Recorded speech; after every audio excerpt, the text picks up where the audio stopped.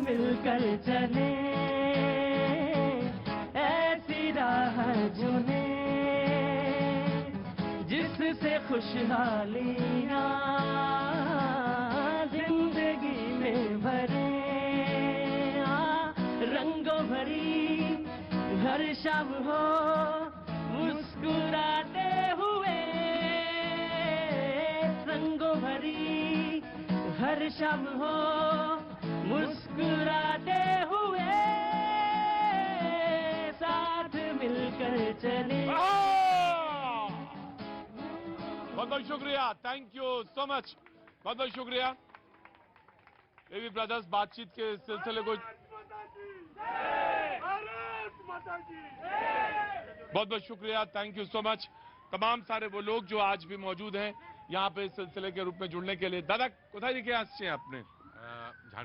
झारखंड से हैं आप, बहुत बहुत शुक्रिया, थैंक यू सो मच। बातचीत के सिलसिले को मैं जोड़ूंगा यहाँ पे, और वो तमाम सारे लोग जो यहाँ पे मौजूद हैं उन सबका बहुत बहुत स्वागत है, बहुत बहुत शुक्रिया, थैंक यू सो मच।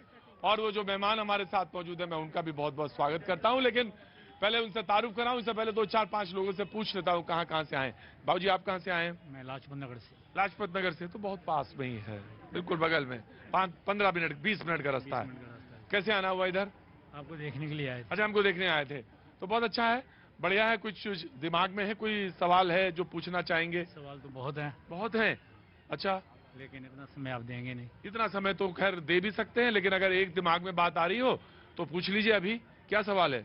सवाल ये है कि एक जो फ्री की पॉलिटिक्स चल रही है ये गलत है। हाँ जी, जो फ्री में माल मिल रहा है, कहाँ मिल रहा है? सब कुछ मिल रहा है, पानी बिजली, अरे वो तो हमारी जेब से निकल करके हमारे मुंह पे तमाचा मारा जा रहा है।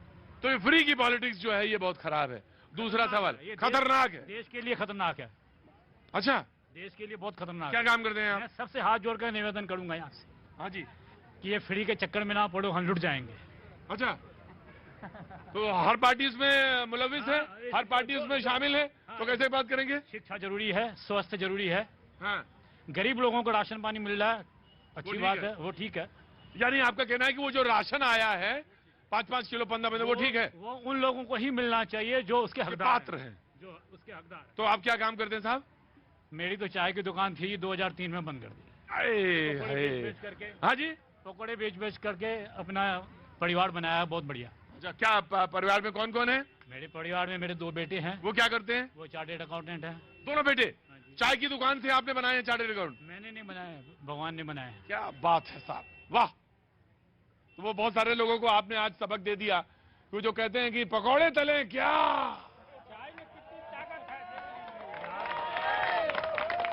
तो आपने 2 बेटे, वो भी दोनों चार्टेड अकाउंटेंट? हाँ जी, मेरे भाई भी चार्टेड अकाउंटेंट, मेरी बहुएं भी चार्टेड अकाउंटेंट। तो आप चाय की दुकान बंद कर दी आपने? 2003 में बंद कर दी। 2003 में बंद क्यों कर दी? रुकिए, बंद इसलिए की कि हमारे पिताजी हमारे साथ थे। हाँ, तो उन्होंने कहा कि बेटा अब हमारे परिवार सब हरा भरा फल फूल गया है, हाँ, क्योंकि सवेरे जल्दी आना, रात को देर से जाना, हाँ, अब बहुत कर लिया, अब तुम रेस्ट करो। क्या नाम बताया बाबूजी आपने? मेरा नाम मोहनलाल तेजवानी। मोहनलाल तेजवानी साहब, सिंधी हैं आप? हाँ जी, सिंधी हैं? हाँ जी, बहुत अच्छी बात है, सिंधी हैं तेजवानी जी, और मोहनलाल तेजवानी नाम है।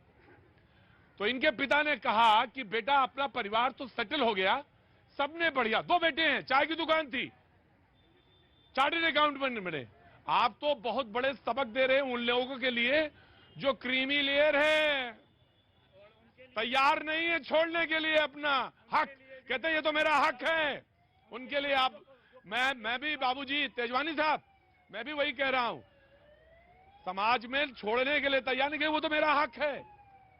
मैं आईएएस, मेरा बेटा भी आईएएस बनेगा, बेटा है उसका बेटा भी आईएएस बनेगा, बड़ी जबरदस्त व्यवस्था चल रही है, लेकिन चलने दीजिए। लेकिन तेजवानी साहब, मैं आपको सैल्यूट करता हूं, चाय की दुकान से 2 बेटे पढ़ाए और दोनों चार्टर्ड अकाउंटेंट बनाए, बहुत बहुत स्वागत है। ये है 2003 में चाय की दुकान बंद कर दी, पिताजी ने कहा कि अब दुकान बंद कर दो और अपना तो काम हो गया, सेटल हो गए सारे लोग, और अब चाय की दुकान नहीं, तुम्हें मेहनत नहीं करना, तो कुछ काम तो कर ही रहे ना, कोई काम नहीं करे, यहां आया करिए, ऐसे जो कोई काम ना करे वो यहां आए, सारे खाली लोगों के लिए ये प्रोग्राम बना है, यहां आया करिए। बहुत बहुत शुक्रिया, थैंक यू सो मच। आगे आइए, आगे आइए, आपसे कह रहा हूं, आगे आइए। कहां से आना हुआ? सर पानीपत। पानीपत से। पानीपत का नाम कैसे भूल सकता है आदमी जी। तो क्या काम करते हैं साहब? Sir doctor. डॉक्टर है, अच्छा। और आप क्या करती हैं? आप भी आगे, आप भी डॉक्टर। आगे आइए, ऐसे लोगों की तो सबसे ज्यादा जरूरत है। आगे आइए, आगे आइए, आगे आइए। क्या नाम है आपका? अंकिता। अंकिता। और आपका साहब? संजीव। संजीव। तो आप एमबीबीएस एमडी, एमबीबीएस एमडी दोनों लोग, क्या बात है। आप दोनों लोगों का बहुत बहुत स्वागत। कुछ कहना चाहते हैं, कोई बात या कोई दिमाग में आती है? मेडिकल और उसके लिए कह रहे थे, फ्री शिफ्ट की बात कर रहे थे कि एक तो सबसे ज्यादा जरूरत है। नहीं कोई बात नहीं, वो हमारे से ज्यादा जरूरी काम है, वो पहले कर लीजिए आप। हमसे ज्यादा जरूरी काम है, वो कर लीजिए। मैंने काटा क्यों आपने? तो कह रहे थे कि डॉक्टर्स और खास तौर से अस्पताल और खास तौर से जो शिक्षा है उसमें सबसे ज्यादा जरूरत देने की है। कुछ कहना चाहेंगे? बड़ा डिफिकल्ट टाइम गुजरा 2 साल पीछे का। कोई बात डॉक्टर साहब जो कहना चाहते हो, आप दिमाग में आई हो बात? नो सर, दिल्ली का बेस्ट है। केजरीवाल ने बहुत अच्छा किया हुआ है। केजरीवाल साहब ने बहुत अच्छा किया हुआ है, वो अच्छा कर रहे हैं, बेस्ट है। हाँ जी, बेस्ट है सर। आप तो हरियाणा में रहते हैं। हाँ जी। बहुत अच्छा। और आप कुछ कहना चाहती हैं? बहुत अच्छी बात है डॉक्टर साहब, थैंक यू सो मच। मैं आपको आपके इस प्रोग्राम में स्वागत करता हूं जी। आप कहां से आ गई? बनारस से हूँ। बनारस से हैं, वाराणसी से हैं, दोनों लोग। आप दोनों लोग कैसे आना हुआ? आगे आइए साहब, कैसे आना हुआ? कनाडा का एम्बेसी में आए थे। सॉरी, कनाडा एम्बेसी में आए थे। कनाडा एम्बेसी में, कैनेडियन एम्बेसी में आए थे। जा रहे हैं क्या कनाडा? हाँ, जाने का प्रोग्राम बन रहा है। तो बच्चे वहीं हैं क्या? जी। अच्छा। हमारे वहीं पे। बच्चे क्या? बेटा वहीं है कनाडा में। तो कनाडा में कौन से शहर में? टोरंटो। टोरंटो में है। तो होके आइए, घूम के आइए, लेके जाइए वीजा। फिर आएंगे तो इधर की वहीं रह जाएंगे? हमारे विषय में तो पूछे नहीं। हाँ? हमारे विषय में तो पूछे नहीं, बच्चों के विषय में पूछे।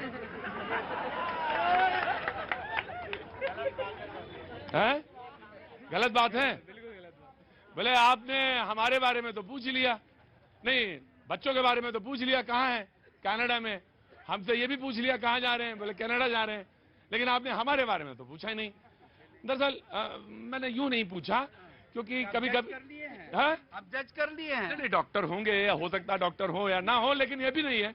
मैंने कहा कि बच्चों के बारे में पता कर लिया।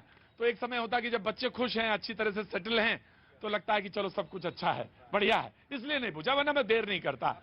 केजरीवाल ने, वो साहब ने क्या बोला था, तकलीफ से बच्चों को अच्छा किया है। हाँ। आप कैसे असेस कर लिए कि बच्चे अच्छे हो गए तो हम अच्छे रहे? साहब मैं ऐसा थोड़ी ना हूं, मैं कह रहा हूं जौहरी, मैं 100% जौहरी नहीं हूं, मुझसे चूक भी होती है कभी कभी। लेकिन आप बताइए, आप साहब क्या करते हैं? हम डिप्टी डायरेक्टर हार्टिकल्चर तमिलनाडु में हैं। क्या बात है, वाह साहब, थैंक यू सो मच, बहुत बहुत स्वागत है आपका सर। और कनाडा होके आइए। और कब जा रहे हैं आप? कब जाएंगे? जनवरी तक जाएंगे, तो होके आइए। और गुड मॉर्निंग, बच्चा गुड मॉर्निंग कह रहा है। हाँ, गुड मॉर्निंग बोल बेटा। हाँ गुड मॉर्निंग। अरे वाह क्या बात है। तो बच्चों को बताइए आप कि कनाडा में। और आप कहाँ से आए साहब? आंध्रा। हाँ, आंध्रा। आंध्रा से, वाह वेरी गुड। तो हम सब लोग आंध्रा आएंगे ही, अगले साल तक आ जाएंगे, आंध्रा पहुंच जाएंगे। वहाँ चुनाव है। तमिलनाडु बॉर्डर। आंध्र तमिलनाडु बॉर्डर पे है। उपराष्ट्रपति। अच्छा, उपराष्ट्रपति वेंकैया नायडू। वेंकैया साहब की कॉन्स्टिट्यूंसी के पास से है। बहुत अच्छी बात है। तो क्या नाम हो गया आपका? कृष्णा रेड्डी। कृष्णा रेड्डी। तो हमारे जो मेहमान हैं उनसे मैं आपका तारुफ करा दूं। अनुजा कपूर बीजेपी का पक्ष रखने के लिए हमारे साथ मौजूद हैं, बहुत बहुत शुक्रिया, thank you so much Anuja. Jyoti Kumar Singh हमारे साथ मौजूद हैं, बिहार के रहने वाले हैं, बहुत बहुत शुक्रिया। कांग्रेस का पक्ष रखने के लिए हमारे साथ मौजूद हैं, बहुत बहुत शुक्रिया, थैंक यू सो मच ज्योति भाई। शैलेंद्र दुबे आप समाज राजनीतिक विश्लेषक हैं, हमारे साथ मौजूद हैं, बहुत बहुत शुक्रिया, thank you so much. Raghvendra Dubey ji हमारे साथ मौजूद हैं, समाजवादी पार्टी का पक्ष रखने के लिए बहुत बहुत शुक्रिया राघवेंद्र जी। सोरिया मैथिल राजनीतिक विश्लेषक मौजूद हैं, बहुत बहुत शुक्रिया, thank you so much. Sheikh Alamuddin Asadi Sahab बहुत दिनों के बाद एक बार फिर से हमारे साथ आए, अध्यक्ष हैं कौमी एकता फ्रंट, बहुत बहुत शुक्रिया, thank you so much Sheikh साहब। और हाजी मेहरुद्दीन रंगरेज साहब राजनीतिक विश्लेषक हमारे साथ मौजूद हैं, बहुत बहुत शुक्रिया, थैंक यू सो मच जो हमारे साथ मौजूद हैं। अरोड़ा जी आपका भी बहुत बहुत शुक्रिया, थैंक यू सो मच। आपने जो कार्य किया है उसको बयां करना मेरे लिए बहुत मुश्किल है, आप पहले ही हाथ जोड़ लेते हैं कि मेरे बारे में बताइएगा नहीं। Thank you so much Arora ji, thank you so much. और आपका भी बहुत बहुत स्वागत है, बैठिए, थैंक यू सो मच। तो डिबेट का आगाज करता हूं, डिबेट की शुरुआत करता हूं। बीजेपी का वार है। राहुल गांधी ने कहा कि बीजेपी ने साबित किया है कि नफरत के इस्तेमाल से चुनाव जीते जा सकते हैं। यानी नफरत हो तो चुनाव जीते जा सकते हैं। ये बात बीजेपी ने, क्या हुआ भाई, सब ठीक तो है ना, खैरियत तो है ना, क्या हुआ, मतलब मेरी नौकरी लेना चाहते हो क्या? जी बोलिए। अभी आपने बोला ना, राहुल गांधी जी ने कहा कि नफरत की राजनीति से चुनाव जीते जा सकते हैं, तो मैं पूछना चाहता हूं, इसका भी उत्तर दिया जाएगा, लेकिन आज पूछना चाहता हूं, वहां बंगाल में 5 लाख भाजपा कार्यकर्ता आज भ्रष्टाचार की लड़ाई लड़ रहे हैं, उनके ऊपर बंगाल में जिस प्रकार से बर्बरता हो रही है, उनके सर फट रहे हैं, लाठीचार्ज हो रहा है, उनके ऊपर पत्थर मारे जा रहे हैं, आंसू गैस के गोले दागे जा रहे हैं, उसका उत्तर कौन देगा? गजब है भाई, गजब है सूर्या मैथिल जी।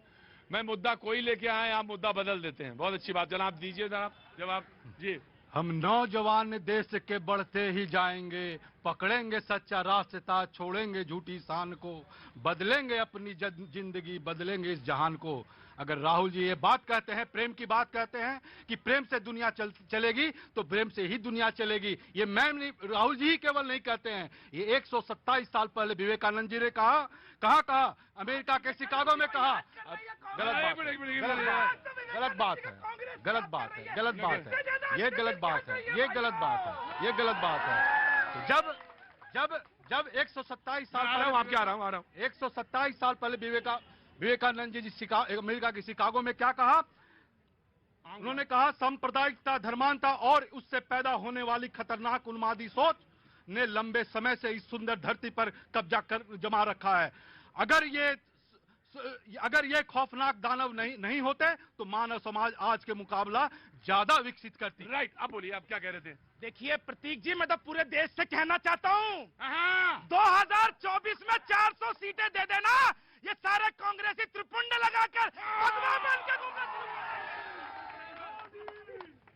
कह रहे हैं कि अगर 2024 में 400 सीटें दे दें तो कांग्रेस त्रिपुंड लगा लेगी। हाँ जी। प्रेम कहां से आएगा? बड़ा हुआ तो क्या हुआ, जैसे पेड़ खजूर, पंथी को छाया नहीं, फल लागे अति दूर। क्यों मैंने बोला? क्योंकि आज भी 42% यूथ अनएम्प्लॉयड है, आज भी 42% यूथ अनएम्प्लॉयड है। ये ना यूथ को एम्प्लॉयमेंट दे पा रहे हैं। आज जो पेट्रोल का दाम 100 के आसपास है, और जबकि अभी पीपीएसी का जो ये भारत सरकार का ये आंकड़ा है, भारत सरकार का जो आंकड़ा भी आया है, उसमें 24% अभी डिस्काउंट हुआ है। तो पेट्रोल का दाम क्यों नहीं कम हुआ? पेट्रोल का इतना कह देना, लीटर में नहीं बिकेगा आटा, शांत हो जाइए, लीटर में नहीं बिकेगा।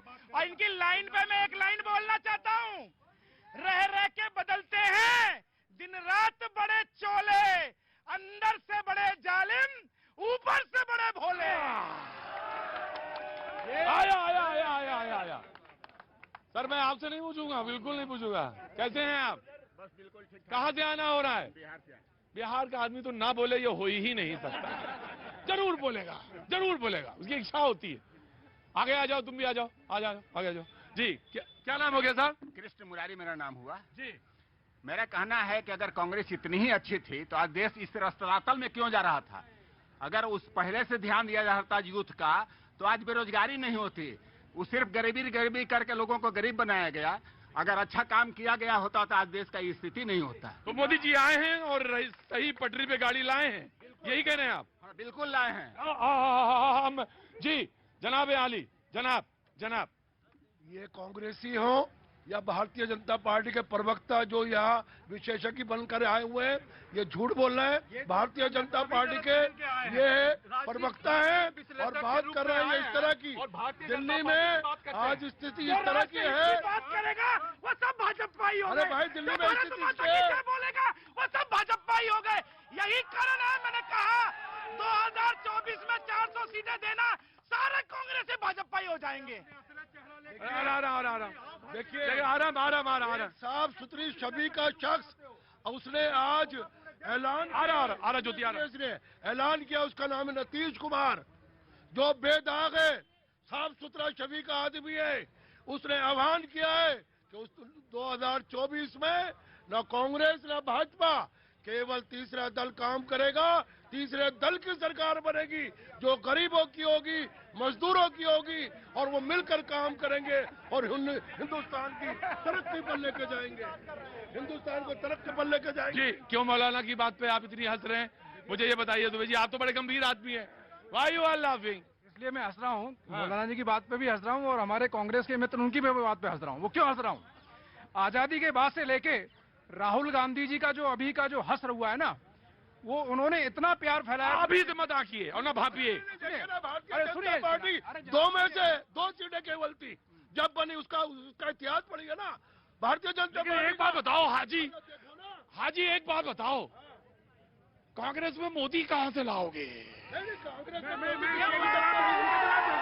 की आवश्यकता नहीं है। अरे मोदी की आवश्यकता नहीं है। डेविड मोदी से मतलब ये है कि विजन दिखाने वाला पैदा किए। अरे मोदी तो मतलब विजन देखो, मनमोहन जी पैदा किए, जिन्होंने हिंदुस्तान को बनाया। मनमोहन सिंह ने यहाँ की स्थिति सुधारी है। मनमोहन सिंह का मुकाबला कौन करेगा? मोदी से करेंगे। अरे सुनिए जनाब, आज गांधी परिवार का ये हश्र हो गया है, गांधी परिवार का ये हश्र हो गया है। सुनिए सुनिए सुनिए, अरे रुकिए ना सर, टाइम किल मत करो, टाइम मत किल करो। आज कांग्रेस परिवार का, गांधी परिवार का जो हश्र हो गया ना, मैं एक शेर से मतलब आपको अर्ज करता हूँ। जमाना वो भी था जब तुम खास थे, जमाना वो भी था जब तुम खास थे, और जमाना ये भी है कि तेरा जिक्र कोई नहीं। आज तो बड़ी तैयारी के साथ आए। अरे जिक्र तो ये खुद कर रहा है। कांग्रेस का इतिहास है 135 साल का, ये खत्म कर देंगे। ठीक है, आज नेतृत्व अच्छा नहीं है, खत्म कर रहे हैं, लेकिन कांग्रेस का इतिहास खत्म कर दिया है। इन सब लोगों ने खत्म कर दिया है। सब भाजपा ही है। मौलाना घबराओ नहीं, मौलाना घबराना नहीं। हाँ जी, अनुजा अब लेट बीजेपी, ना बीजेपी को डिबेट में आने देते हैं। जी सबसे बड़ी प्रॉब्लम कांग्रेस को, प्लीज रुको, टी शर्ट आ रहा हूँ। हाँ, सबसे बड़ी प्रॉब्लम कांग्रेस को यहाँ पर यही है कि जो भाजपा अभी तक ऑपोजिशन में इतनी स्ट्रांग थी, आज रूलिंग पार्टी में इतनी स्ट्रांग बन के सामने आ रही है और इनसे 56 इंच बर्दाश्त नहीं हो रहा। दुनिया भर में पूरे इंडिया को ये कैप्चर करने की कोशिश में करके दिखाने की कर रहे हैं, जहां पर ये कह रहे कि सब ऑपोजिशन पार्टी एक साथ इकट्ठी हो जाए और एक शेर को काउंटर करने चले हैं, जिसने 2014 में मुगलों को खत्म करने की ठान ली, आज कर्तव्य पथ लाकर खड़ा कर दिया। कांग्रेस से पूछिए, अरे आप पूछिए कांग्रेस वाले आज तक इतने साल में क्या करते रहे? इतिहास कभी मिट नहीं सकता आपके मिटाने से। इतिहास मौजूद था, मौजूद है, मौजूद रहेगा। अशोक शर्मा जी से पूछिए, आपसे पूछिए, आप बताइए कि अंग्रेजों का इतिहास। हाजी कूल डाउन। ये कब तक मुगलों के, अंग्रेजों के पीछे? Anuja, now you complete your sentence. आज कांग्रेस कहाँ गई? अरे जो लोग चिंतन शिविर बनाकर घूम रहे थे, आज खुद चिंतन में हैं कि हम वापस कैसे आएंगे। अरे कौन से पद की यात्रा की बात कर रहे हैं? जिनके पद नहीं, उनकी यात्रा की। बताइए, बीजेपी की जब दो सांसद होया करते थे तो तब भी उनका सम्मान नहीं था 2 सांसदों का। देखो आडवाणी जी का देखिए, और लाल की और Vajpayee. No Anuja personal attack नहीं। अनुजा पर्सनल नो की क्या बात होगी? तड़ी पार की बात होगी। नो अनुजा नो तड़ी पार की बात। अनुजा नो समझ नो कूल डाउन। जी समाजवादी पार्टी सब बढ़िया ना? सब बढ़िया, बहुत बढ़िया।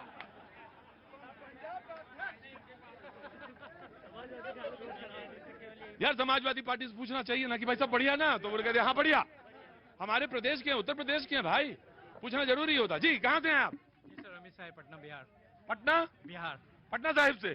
जी बोलिए। बोलना चाहता हूँ कि कोई भी पॉलिटिकल पार्टी हो, सबका मकसद सिर्फ एक है, किसी भी तरह से सत्ता में आने का, पावर ग्रैब करने का, पब्लिक को बेवकूफ बनाने का, झूठे वायदे करने का और कोई भी वायदे पूरा नहीं करने का। आपका नाम सर?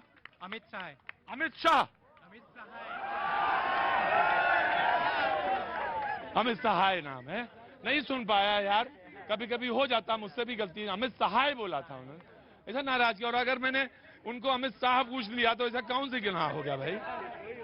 कोई बात नहीं ना, कहाँ से आए हैं आप? मैं दिल्ली से हूँ। दिल्ली से हैं? तो हगा क्यों रहे हैं हमें दिल्ली से हैं? तो दिल्ली से हैं तो क्या पटने वाले से वो पटना वाले डर जाएंगे उससे? नहीं, कहाँ से हैं आप, बताया आपने? मैं झारखंड से। झारखंड से। सवाल आपका क्या है साहब? मेरा सवाल है कि जो ये इतना नफरत जो फैल रहा है समाज में, हाँ जी, ये जातिगत हो या धर्म का हो या जो भी हो, हाँ जी, ये क्यों हो रहा है? ये इतना जो नफरत फैल रहा है वो क्यों है और ये होना नहीं चाहिए? आपका शुभ नाम? डॉक्टर संजय कुमार। डॉक्टर संजय कुमार, सवाल अच्छा पूछा कि आखिर ये नफरत क्यों, ये बंटवारा सा क्यों दिखता है और ये इतनी नफरत क्यों है? जी, समाजवादी पार्टी विधान साहब जी। भाजपा आवाम पर ये एहसान करती है, भाजपा आवाम पर ये एहसान करती है, पहले आंखें छीन लेती है फिर चश्मे दान करती है। भाजपा न रोजगार की बात कर रहे हैं ये लोग, रोजगार की जिसकी बात की थी वो बात झूठी निकली कि निकली? इनसे पूछो कि बुलेट ट्रेन के जो पिलर है वो कहाँ गड़े? वो बुलेट ट्रेन आए थे, कहाँ गड़े? पूछिए। अब ये बताइए 2015 में घर सबको देने वाले थे, कहाँ घर मिले? वो घरों की भी बात कर ले। ये कह रहे थे 15 लाख खाते में आएंगे, काला धन वापस आ जाएगा, बढ़े और गया, 50% बढ़ गया। इनको जवाब देना। अरे दुबे जी एक बात बताओ, रुको, वो 15 लाख आए नहीं क्या? देखिए 15 लाख आए क्या? जो कुछ था वो भी चला गया, वो भी चला गया। जिस तरीके से रोजगार बेरोजगारी रही, किसानों वो ये कह रहे हैं कि जिनके पास गलत है वो चला सब जाएगा उनके पास से। एक और बता रहा हूँ, हाँ। जो दिहाड़ी मजदूर थे 2000 की एनसीआरबी की रिपोर्ट पढ़ ले, कितने लोग मरे? 1,64,000 लोगों ने आत्महत्या करी, जिसमें से 37,000 मजदूर थे। और ये मजदूरों की जो आत्महत्या, उनके मजदूरों के रक्त कण और पे कपड़ों पे है। देखिए प्रतीक जी, अभी मेरी बहन ने 56 इंच की बात की थी, तो यहाँ पर ये कहने लग गए कौन सा 56 इंच? तो मैं इनको याद दिला देना चाहता हूँ, 370 हटाई वो 56 इंच, 35 से हटाई वो 56 इंच, हलाला खत्म कर दिया वो 56 इंच, ट्रिपल तलाक खत्म कर दिया वो 56 इंच। और बहुत महत्वपूर्ण तस्वीरें इस वक्त की मिल रही हैं। समरकंद में प्रधानमंत्री नरेंद्र मोदी और पुतिन के बीच मुलाकात हुई है, द्विपक्षीय बैठक दोनों देशों के नेताओं के बीच इस वक्त चल रही है। सीधी तस्वीरें जो मिल रही है वो आपके सामने, एक तरफ व्लादिमीर पुतिन बैठे हुए हैं, दूसरी तरफ प्रधानमंत्री नरेंद्र मोदी हैं। और इस बैठक के ऊपर ये जो बातचीत चल रही है, द्विपक्षीय वार्ता है, इसके ऊपर नजर सिर्फ इन दो देशों की नहीं है बल्कि पूरे विश्व की और खास करके अमेरिका की भी नजर ये जो बैठक इस वक्त चल रही है उसके ऊपर रहेगी। हम सभी जानते हैं कि रूस यूक्रेन युद्ध के चलते किस तरह से बहुत से ऐसे देश हैं जो मिला है। गत वर्ष दिसंबर में जब आप आए थे तब कई विषयों पर हमारी चर्चा हुई थी और उसके बाद भी जैसा आपने कहा कि अनेक बार हमारी टेलीफोन पर भी चर्चा हुई है और उसमें भारत और रशिया के बायलैटरल संबंध की भी बातें हुई हैं और दुनिया की जो समस्याएं हैं उसके संबंध में भी काफी विस्तार से हमारी बातचीत हुई है। आज फिर एक बार हम मिल रहे हैं और आज भी दुनिया के सामने जो सबसे बड़ी चिंता है और खास करके डेवलपिंग कंट्रीज को फूड सिक्योरिटी के, फ्यूल सिक्योरिटी की, फर्टिलाइजर की, ऐसी जो समस्याएं हैं हमें जरूर कुछ रास्ते निकालने होंगे और आपने भी उसमें पहल करनी होगी। उन विषयों पर भी आज चर्चा करने का मौका मिलेगा। एक्सेलेंसी, मैं आपका और यूक्रेन दोनों का इस बात के लिए आभार व्यक्त करना भी चाहूंगा क्योंकि जब शुरू के दिनों में इस संकट के काल में हमारे हजारों स्टूडेंट्स यूक्रेन में फंसे हुए थे, आपकी और यूक्रेन की मदद से हमारे स्टूडेंट को हम सुरक्षित रूप से बाहर निकाल पाए, उनके घर तक हम पहुंचा पाए और इसके लिए मैं आप दोनों देशों का आभारी हूं। एक्सेलेंसी, मैं जानता हूं कि आज का युग युद्ध का है नहीं और हमने फोन पर भी कई बार आपसे इस विषय में बात की है कि डेमोक्रेसी और डिप्लोमेसी और डायलॉग, ये सारी बातें ऐसी हैं कि जो दुनिया को एक स्पर्श करती है। आने वाले दिनों में शांति के रास्ते पर हम कैसे बढ़ सके उसके विषय में जरूर आज हमें चर्चा करने का मौका मिलेगा। आपका व्यू पॉइंट समझने का मुझे भी एक अवसर मिलेगा, लेकिन फिर भी जो विषय हैं जिसकी बातें मैं करता रहता हूं। एक्सेलेंसी, भारत और रशिया के संबंध अनेक गुना बढ़े हैं। हम इन संबंधों को इसलिए भी महत्व देते हैं कि हम एक ऐसे मित्र रहे हैं जो पिछले कई दशकों से हर पल एक दूसरे के साथ रहे हैं और पूरी दुनिया भी जानती है कि भारत के साथ रशिया का नाता कैसा रहा है और रशिया के साथ भारत का नाता कैसा रहा है। और इसलिए दुनिया के मन में भी ये बात है कि एक अटूट मित्रता है। और व्यक्तिगत रूप से मैं कहूं कि एक प्रकार से हम दोनों की यात्रा समान शुरू हुई। मैं सबसे पहले आपको 2001 में मिला, जब आप हेड ऑफ द गवर्नमेंट के रूप में जाए और मैं head of the state government के रूप में काम शुरू किया। आज 22 साल हो गए। हम लगातार, हमारी दोस्ती बढ़ती चली जा रही है। लगातार हम दोनों देश मिलकर के इस रीजन की भलाई के लिए, लोगों की भलाई के लिए काम कर रहे हैं। आज एससीओ समिट में भी आपने भारत के लिए जो कुछ भी भावनाएं व्यक्त की है, मैं इसके लिए आपका बहुत आभारी हूं। एक्सेलेंसी, मुझे विश्वास है कि आज की हमारे बायोलेटरल भी, आज की हमारी बातचीत भी आने वाले दिनों में हमारे संबंधों को भी गहरे करेंगे। विश्व की जो आशा अपेक्षाएं हैं उसको पूर्ण करने में भी बहुत काम आएगी, ऐसा मुझे पूरा भरोसा है। मैं फिर एक बार आज समय निकालने के लिए आपका बहुत बहुत आभारी हूं।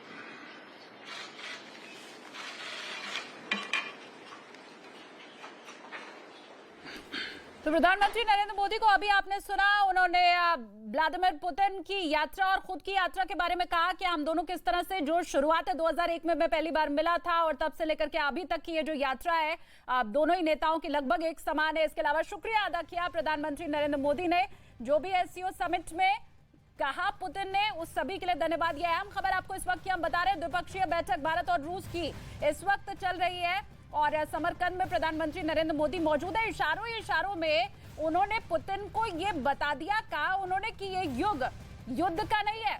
प्रधानमंत्री नरेंद्र मोदी ने कहा ये युग युद्ध का नहीं है। पहले फोन पर आपसे कई बार बात हो चुकी है, डायलॉग से ही शांति के रास्ते पर आगे बढ़ा जा सकता है। ये आप समझिए, इशारों में खुद के मन की बात प्रधानमंत्री नरेंद्र मोदी ने व्लादिमीर पुतिन को बता दी और ये भी कहा कि अब जब चर्चा होगी तो आगे आपका व्यू पॉइंट समझने में भी मदद मिलेगी।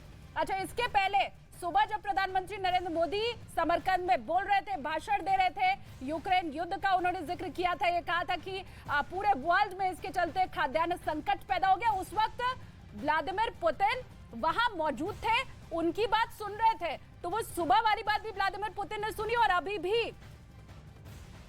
अभी भी इशारों में प्रधानमंत्री नरेंद्र मोदी ने पुतिन को यह कहा कि युद्ध किसी भी समस्या का अंत नहीं है। मेरे सहयोगी अमिताभ सिन्हा मेरे साथ जुड़े हुए, मैं उनका भी रुख कर लेती हूँ।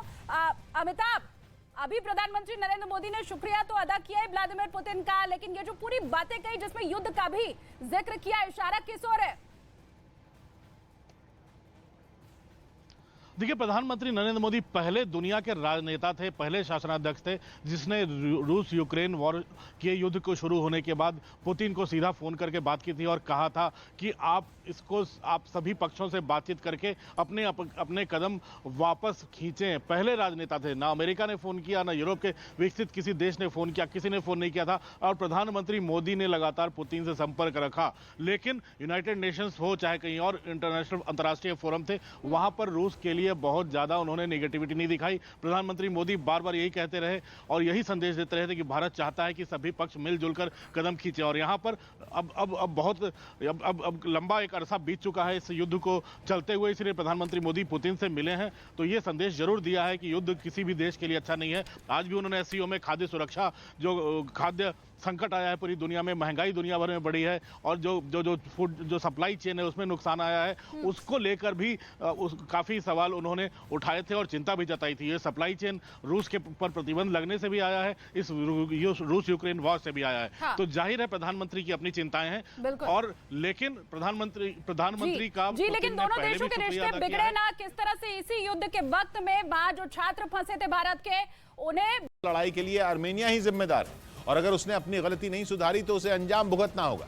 यहां तक कि तुर्की के रक्षा मंत्रालय ने अजरबैजान का समर्थन करते हुए एक वीडियो भी जारी किया जिसमें तुर्की और अजरबैजान के सैनिकों के हौसले तो बुलंद दिखे ही, दोनों की दोस्ती की मिसाल भी पेश की गई। वीडियो के जरिए तुर्की ने बिल्कुल साफ कर दिया कि मुसीबत की इस घड़ी में वो अजरबैजान के साथ कंधे से कंधा मिलाकर खड़ा है। वीडियो में दोनों देशों की सेनाओं को ऐसी ताकत के तौर पर दिखाया गया जिससे उलझने का मतलब सिर्फ और सिर्फ मौत हो। एक से बढ़कर एक हथियार, तोपों और हेलीकॉप्टरों के साथ तुर्की और अजरबैजान की सेनाएं कई घातक ऑपरेशनों को अंजाम देती दिखी। वो अपना दमखम दिखाती नजर आईं। वीडियो में सैनिक भी किसी एक्शन फिल्म के हीरो की तरह दिखाए गए, जिनका जोरदार धमाके बाल भी बांका नहीं कर पाए। उधर खबर है कि चीन अपने दोस्त पाकिस्तान को हथियार बेचकर भी बुरी तरह ठग रहा है। कहा जाता है कि अब तक वो पाकिस्तान को सिर्फ विकास के सपने दिखाकर और कर्ज देकर ही लूटने में लगा हुआ था, लेकिन अब पाकिस्तान अपने इस दोस्त का एक और धोखा झेल रहा है। भारत को अपनी सेना की ताकत दिखाने के लिए पाकिस्तान ने चीन से हथियार तो खरीद लिए, लेकिन उसकी ये चाल उल्टी पड़ गई। चीन से हथियार खरीदने के बाद पाकिस्तान की खुशी ज्यादा दिन टिक नहीं पाई। वो भारत को चीन से लिए गए हथियारों की ताकत तो क्या दिखाता, अब तो उन्हें छिपाने की नौबत आ गई। असल में पाकिस्तान ने अरब सागर में भारतीय नौसेना की पनडुब्बियों का पता लगाने और जंगी जहाजों पर टारगेट करने के लिए चीन से Z9EC लड़ाकू हेलीकॉप्टर खरीदे थे। एंटीशिप मिसाइलों से लैस चीन के ये हेलीकॉप्टर खास तौर पर पाकिस्तान की नौसेना के लिए ही तैयार किए गए थे। और चीन की हेलीकॉप्टर बनाने वाली कंपनी ने पाकिस्तान को यह सपना दिखाया था कि ये हेलीकॉप्टर न सिर्फ लड़ाई में माहिर हैं, बल्कि ये दुश्मनों की पहचान करके उनका पता भी लगा सकते हैं, जिसके बाद इनमें लगाई गई घातक मिसाइलें पल भर में टारगेट को तबाह कर सकती हैं। लेकिन पाकिस्तान का ये सपना तब टूट गया जब 2006 में चीन से खरीदे गए कई Z9EC हेलीकॉप्टर खराबी की वजह से खड़े हो गए। पुराने हो जाने की वजह से कई हेलीकॉप्टरों को मरम्मत की जरूरत पड़ गई, लेकिन खबर यह है कि ऐसे हालात में चीन की कंपनी ने अपने हाथ खड़े कर दिए। कहा जा रहा है कि चीन की कंपनी हाबिन एयरक्राफ्ट इंडस्ट्री ने पाकिस्तान को हेलीकॉप्टर तो बेच दिए, लेकिन जब उनके रखरखाव की बारी आई तो उसने टालमटोल शुरू कर दी। पाकिस्तान के लाख कहने पर भी वो हेलीकॉप्टरों की मरम्मत। समरकंद में हुई पीएम मोदी और रूस के राष्ट्रपति पुतिन की मुलाकात। पीएम ने दुनिया में शांति के लिए जताई चर्चा की जरूरत। पुतिन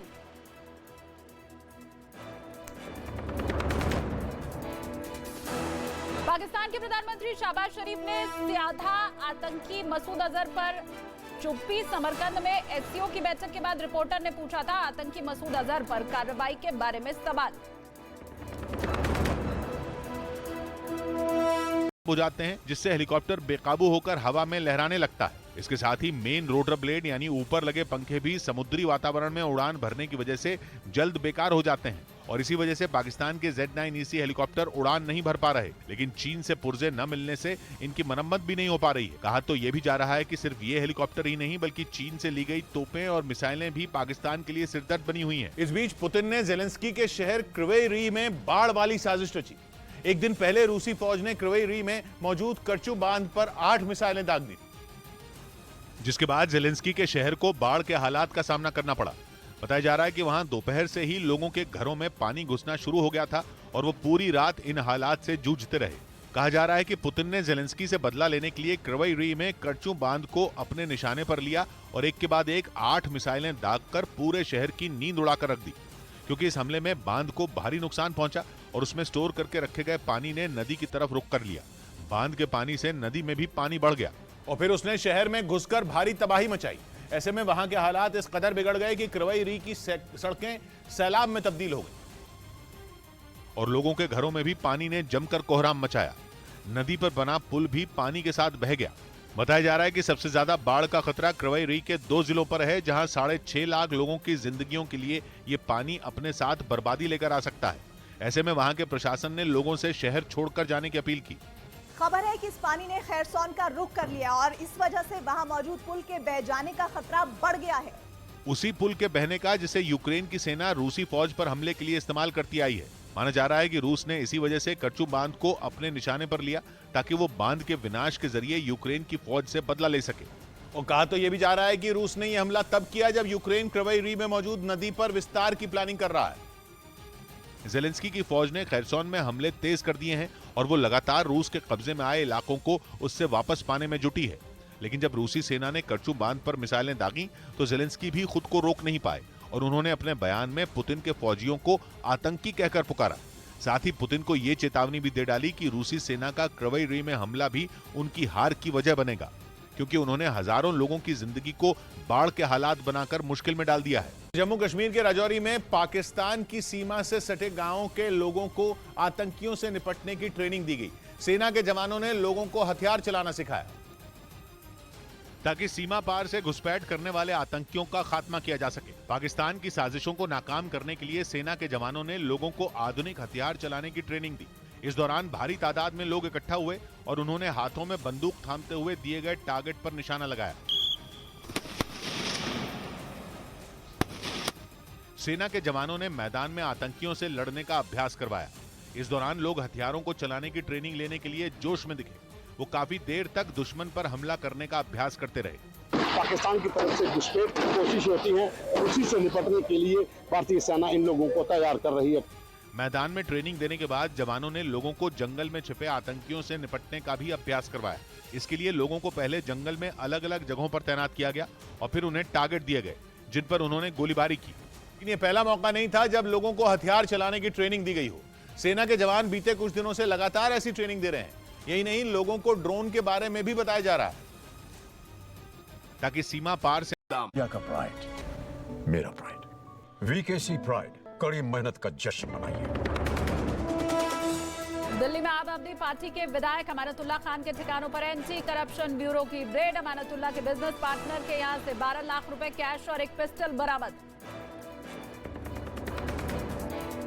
न्यूज 18 इंडिया लगातार बना हुआ है देश का नंबर 1 न्यूज चैनल। काफी पीछे छूटा आज तक। दर्शकों ने खबरों के लिए न्यूज 18 इंडिया पर जताया भरोसा।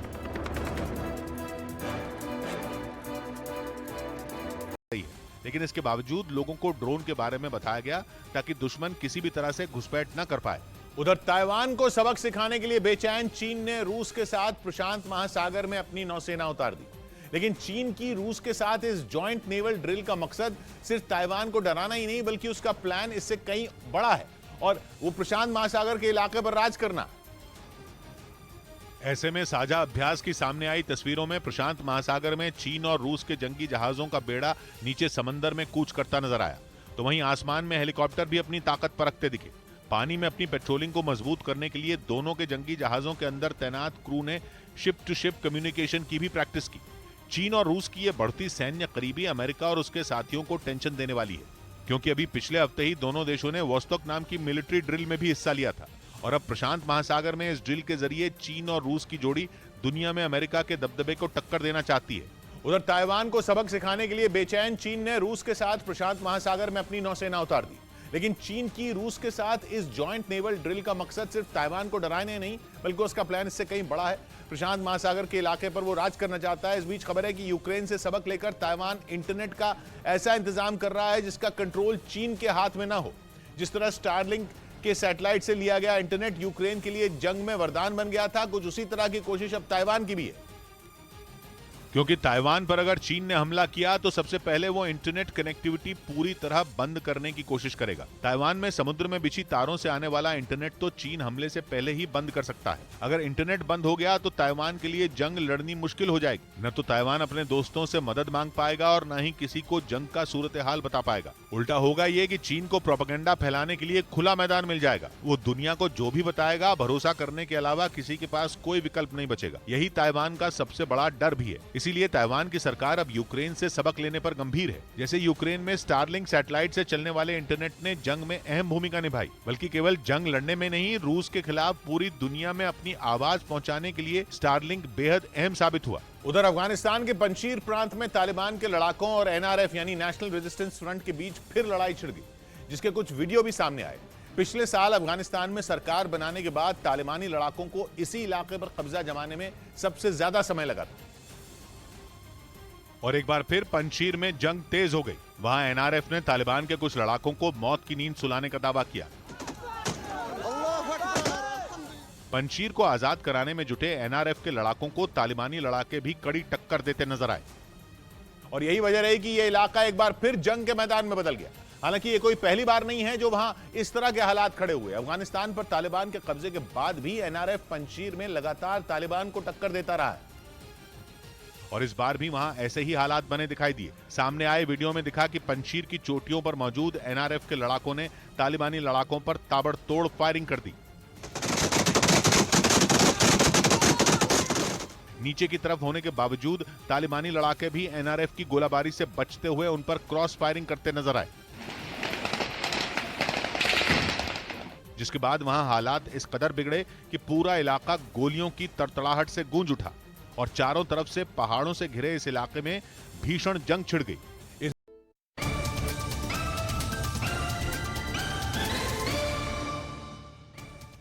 घट घट में पंछी बोलता है, घट घट में पंछी बोलता है, घट घट में पंछी बोलता है, घट घट में पंछी बोलता है। आप ही डंडी, आप तराजू, आप ही डंडी, आप तराजू, आप ही बैठा तोलता है, घट घट में पंछी बोलता है, घट घट में पंछी बोलता है, घट घट में पंछी बोलता है, घट घट में पंछी बोलता है।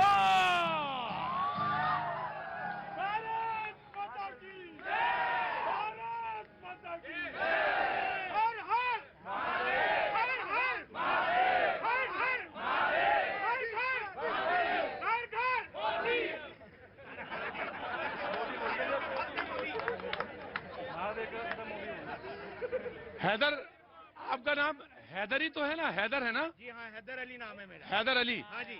बाशिंदे कहाँ के हैं आप? दिल्ली का बाशिंदा हूँ जी मैं। तो लड़ाई क्यों कर रहे हैं आप? अभी थोड़ी देर पहले तो आप हर हर महादेव के नारे लगा रहे थे। हर हर महादेव हमारे आराध्य हैं, वो हमारे आराध्य हैं। बहुत बहुत शुक्रिया। क्योंकि आप धर्म उठा के देखिए, कोई भी धर्म उठा के देखिए, सनातन धर्म का तो कोई टाइम ही नहीं है, कोई पीरियड ही नहीं है।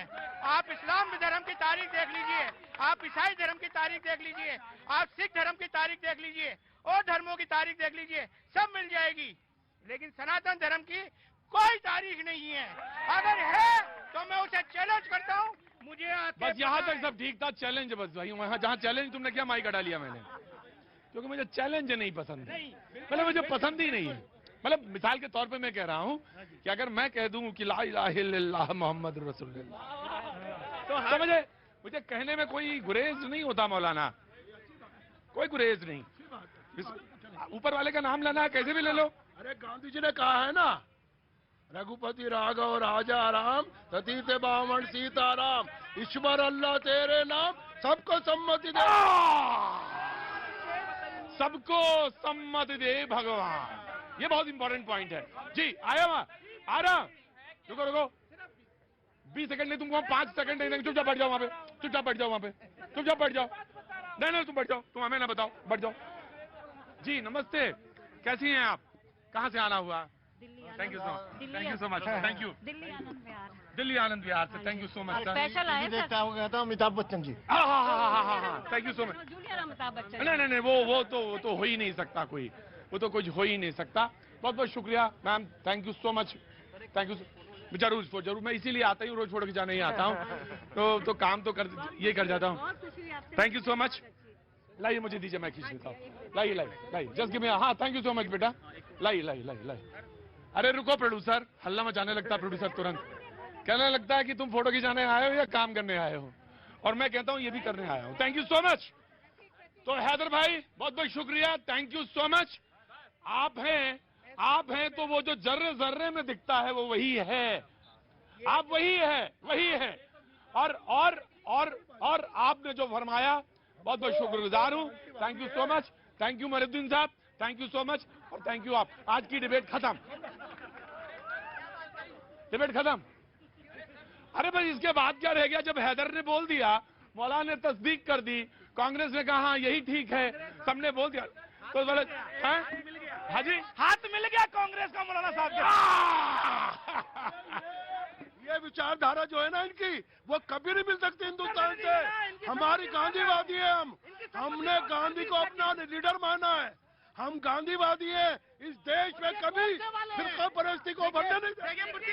एक बात इनसे मैं पूछना चाहती हूँ, ये लोग बहुत छाती ठोक ठोक के पूछ रहे थे ना मोदी जी ने कितनी एम्प्लॉयमेंट दी। इनसे पूछे अशोक गहलोत कहाँ के चीफ मिनिस्टर है, इन्हीं के ना, उन्होंने कितनी दी? उन्होंने वादा किया था कि 20 लाख हम नौकरियां देंगे, 2018 में करा था। उसके बाद उन्होंने ये कहा था कि 10 दिन के अंदर हम ऋण माफ करेंगे किसानों का। उन्होंने ये कहा था कि 3,500 हम लोग अनएम्प्लॉयमेंट जो स्कीम जो भत्ता है वो देंगे। पूछना अशोक गहलोत ने कितनी दी उन लोगों ने एम्प्लॉयमेंट? हमने तो 72,000 स्टार्टअप्स दिए, 24,000 आप समझिए लाख हम लोगों ने किसान यूथ के अंदर, प्राइम मिनिस्टर प्रधानमंत्री मोदी जी के किसान यूथ के अंदर स्कीम के अंदर हमने कितना लाख लोगों को एम्प्लॉयमेंट दिया है। इन लोगों ने कितना दिया? अरे इनके झूठे वादे, ये भी जुमला, हर वादे जुमले निकले। अरे आज किसान रोडों पर है, बेरोजगार रोडों पर है। आपकी नीतियों से लोग परेशान है, आपकी नीतियों से लोग परेशान है। तभी सरकार सवाल कुछ पूछा था इन्होंने, मैंने बताया है ना, सब जुमला। पंजाब में इनकी सरकार थी, इनका कांग्रेस का हाल देख लो। सवाल आपसे पूछा है एक्चुअली में, सवाल कांग्रेस से पूछा, सवाल कांग्रेस से ही मिलेगा। अभी बात हो रही है देश की राज्यों की नहीं हो रही है, नंबर 1। नंबर 2, आप जब किसान, ये गलत नहीं, इस तरह नहीं, अगर आप इस तरह बात करेंगे, आप महिला होने का गलत फायदा उठा रही हैं। नहीं, देखिए ये गलत है, ये गलत बात है। आप जब बोल रही थी मैं आपको बोलने दिया, जब आप बोल रही थी मैं बोलने दिया। सवाल यहाँ क्या हो रहा है, जब इन्होंने किसान की बात की, जब इन्होंने बेरोजगारी की बात की, तो गहलोत जी ने जितने वादे किए वो सारे वादे पूरे किए। मोदी जी 2 करोड़ जॉब देने की बात की, उन्होंने नहीं किया। आपको मैं बताता हूँ, अभी जो पेट्रोल और डीजल और गैस का दाम है, उसको ये कम क्यों नहीं करते हैं? जबकि विदेश में, अंतर्राष्ट्र में पर बैरल कम हो गया, तो आप कम क्यों नहीं कर रहे हैं? आप सपनों के सौदागर हैं, आप झूठ बोलते हैं, लोगों को लुभाते हैं, लुभाकर आप वोट लिए हैं। आप लोगों को लुभाकर, ललचाकर, आप वोट लिए हैं। भारतीय जनता पार्टी है सपनों के सौदागर है। ये बात आई कि एक विशेष विचारधारा से क्रोध और घृणा का माहौल पैदा किया जा रहा है। एक विशेष विचारधारा से घृणा का माहौल पैदा किया जा रहा है। प्रतीक जी, मैं इसका तार्किक, रुको भाई, अरे भाई तुम लोग लड़ाई मत किया करो। तुम यहाँ आ जाओ, मेरे पास अंदर आ जाओ बेटा, अंदर आ जाओ, मेरे पास आओ, आ जाओ, इधर आ जाओ, यहाँ खड़े, यहाँ बैठो, आके यहाँ बैठ जाओ। हाँ जी, जो आपने प्रश्न खड़ा किया है, मैं उसका तार्किक जवाब दे देता हूँ। मैं राहुल गांधी जी को आज समर्थन करने को तैयार हूँ। क्या राहुल गांधी 370 हटाने का समर्थन करते हैं कि नहीं करते? नंबर 1। नंबर 2, एक प्रधानमंत्री रुकिए, मैं बीच में नहीं बोला था, इनको बंद करिए।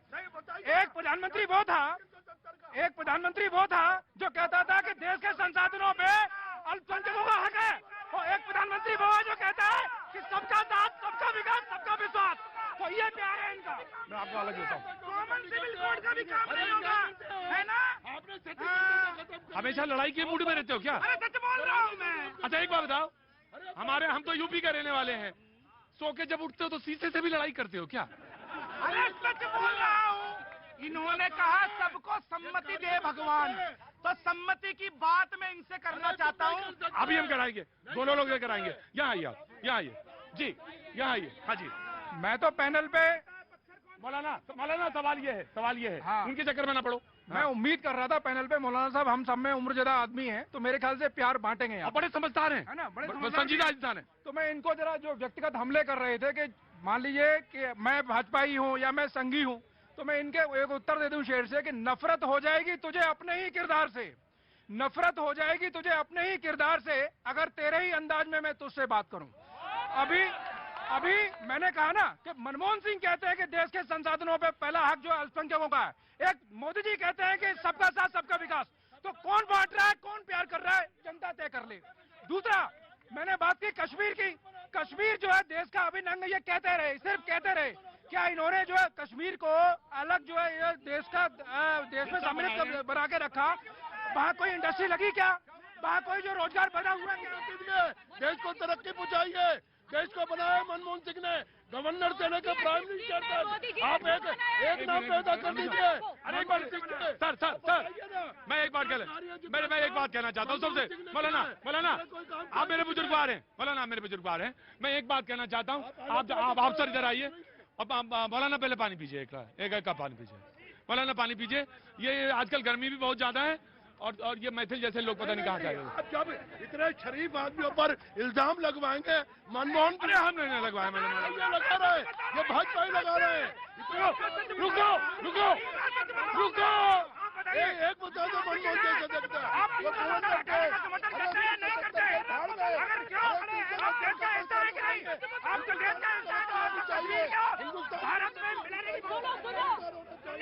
बीजेपी कम आराम से मौलाना पानी पियो। रुको बैठ जाओ वहाँ पे चुपचाप। बुजुर्ग हैं तो उनको समझा करो कैसे। बढ़ो। हाँ जी मौलाना साहब अभी मैं आ रहा हूँ। एक मिनट। क्या नाम है तुम्हारा? अर्पति विशेन। हाँ, अर्पति विशेन। तो कैसे आना हुआ इधर?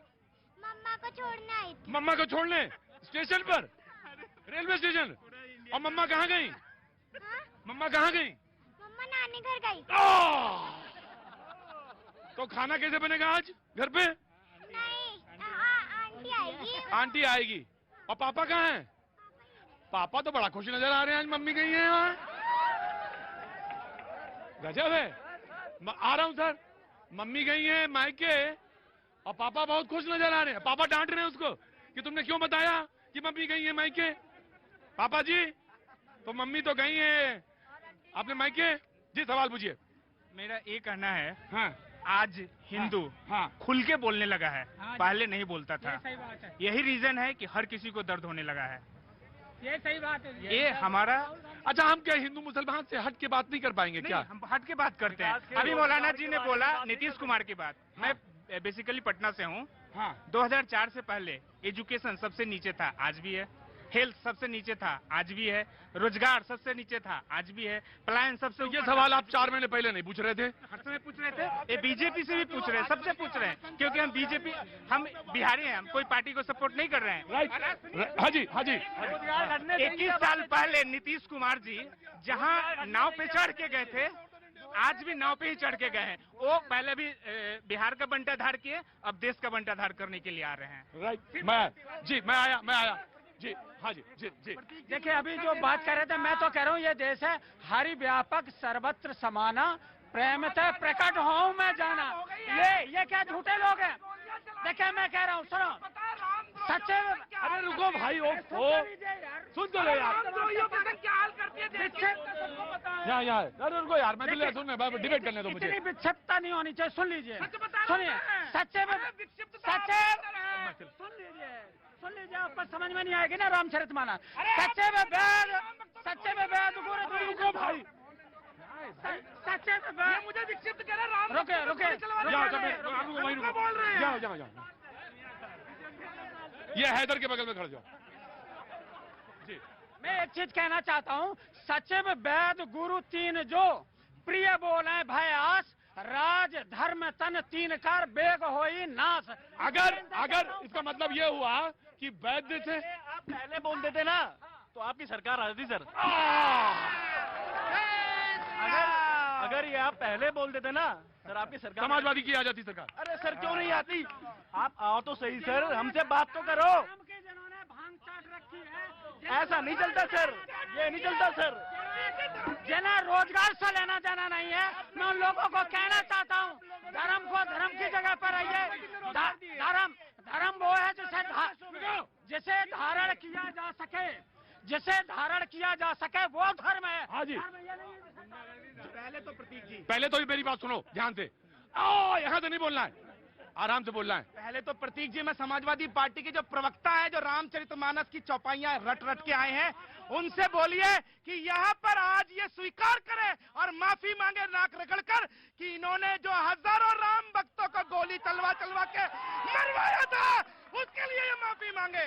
दूसरी बात ये मेरा मौलाना कह रहे थे ना, सबको आदरणीय मौलाना कह रहे थे, तो इनसे मैं पूछना, श्री मौलाना कह रहे थे, श्री 1108 मौलाना कह रहे थे, तो मैं इनसे पूछना चाहता हूँ, दुमका में 60% यदि आबादी माइनॉरिटी हो गई तो वहां पर शुक्रवार को छुट्टी कर दी गई। ऐसा क्यों किया आपने? लव जिहाद का विरोध आप क्यों नहीं करते हो? कितनी लड़कियां मार दी हमारी तुमको लव जिहाद? पूछो इनसे, ये बात कर रहे हैं। को छुट्टी क्यों करते हो? अरे संडे की क्यों करते हो? ईसाइयों को हिंदू कटने के लिए है। आज हिंदू मौलाना ज्योति ना ये गलत है। आई मौलाना ये एक मैं जवाब देना चाहता हूँ। अभी ये कह रहे थे क्या देश के लिए माफी मांगेंगे? 2 करोड़ रोजगार की बात की थी, क्या माफी मांगो बुलेट ट्रेन के लिए? हर घर देने वाले से क्या माफी मांगोगे? क्या माफी? गुजरात में बलात्कारियों को छोड़ा, गुजरात में बलात्कारियों को छोड़ने वाले माफी मांगेंगे। कश्मीर में तिरंगा लेकर के बलात्कारियों के पक्ष में रैली बलात्कारियों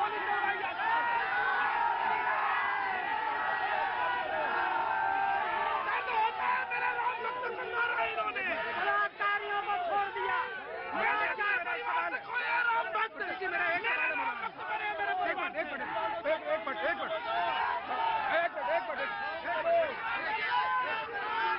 मैं आगू में रुको, हम उधर कहाँ चले गए तुम लोग?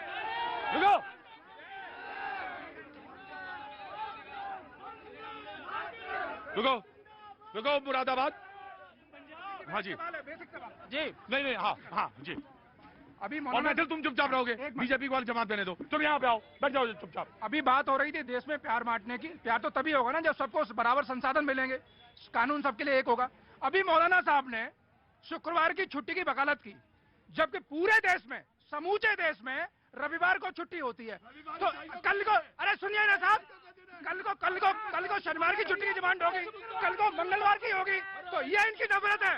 अब इसमें एक शेर पढ़ देता हूँ कि दिलों में गर पली बेजा कोई हसरत नहीं होती, दिलों में गर पली बेजा कोई हसरत नहीं होती, इन इंसानों से नफरत नहीं होती। मैं ये इनसे पूछना चाहता हूँ, कांग्रेस के प्रवक्ता से, मौलाना जी से, हिंदू जब सेकुलर हुआ है, सेकुलर के नाम पे इन लोगों ने देश का बंटवारा किया है या और भी कुछ बांटना चाहते हैं लोग देश का?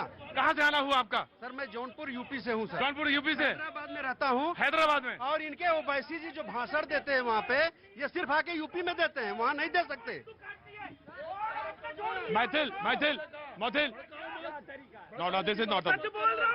बट तुम ही तो हरिश्चंद्र हो, बड़ा चुपचाप, तुम ही हरिश्चंद्र पैदा हो। आज बहस जो मुद्दा था राहुल जी की यात्रा से था, और वो बहस का जो आपने टॉपिक को प्रोनाउंस किया था, हाँ, वो किया था कि प्रेम से आप लड़ाई झगड़ा नफरत से, राम ही केवल प्रेम प्यारा, जान ले सो जान नहारा। आपने जो प्रोनाउंस किया था, आपने ये प्रोनाउंस किया था कि लड़ाई झगड़ा नफरत से सरकार तो बना सकते हैं, लेकिन देश की आर्थिक स्थिति और रोजगार और बेरोजगारी, आप इस तरह की बातें नहीं कर सकते हैं। आप चुप रहें, फिर मैं आपको भी बोलने नहीं दूंगा, ये गलत बात है, ये गलत। इधर आइए, ये गलत है। नहीं मैथिल, ये गलत है। BJP will respond and you have to listen now जी। तो जब हम वहां से बात कर रहे थे, अभी जो बात हो रही थी, वो जो बात कर रहे थे हिंदू और मुसलमान, और कोई भाई साहब बात कर रहे थे हिंदू सेकुलर, ये देश हमारा सेकुलर, हमारा कॉन्स्टिट्यूशन सेकुलर है। अगर आप पढ़ना है, आप पढ़ के, सनातन धर्म सेकुलर है, आप उसको जाकर पढ़ें। नंबर 1, जो असली बात है, भारत जोड़ो यात्रा जो राहुल जी ने निकाला है, इसी प्रेम के लिए तो किया है ना। क्या भारत टूटा नहीं है तो उसको जोड़ने की बात कहाँ से आती है? जो टूटा है उसको जोड़िए ना, जो टूटा है। जब ये बात कर रहे हैं 80 और 20 की, जब ये बात करते हैं 80 और 20 की, जब ये बात करते हैं कब्रिस्तान और उसकी बात करते हैं, तो भारत टूटता है। ये भारत टूटता है जब आप बेरोजगारी की बात नहीं करते हैं,